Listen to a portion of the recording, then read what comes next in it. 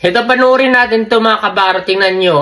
Tatlong kabataan, dalawa lata sila. Na-stuck sila sa ilalim ng imbornal. Ayan, sa makikita nyo.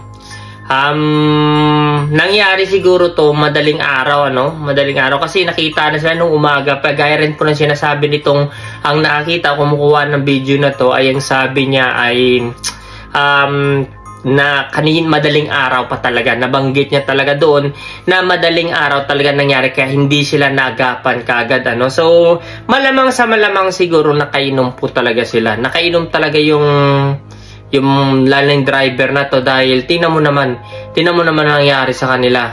Ayan talagang na-stuck sila doon, nakatihaya siya. Siyempre, kung naagapan siguro sila na madaling, at saka madilim siguro sa area na yun, kaya hindi sila kagad natulungan, So, makikita nyo talagang, tinan nyo, talagang na-stuck talaga sila doon. Hindi sila nakaalis, walang nakatulong nakakita sa kanila. Nung umaga na lang sila na nakita na na-stuck doon. So, yan ganun talaga, nakakatakot talaga kahit nandun ako sa probinsya, talaga grabe ganun yung mga motor. So, anyway, tara panoorin natin ng sabay-sabay, tuloy-tuloy natin kung tingnan natin yung buong video, Kasi hindi ko rin nagbigay na ako ng reaction dito, pero tingnan nyo, makikita nyo talagang grabe nangyari doon.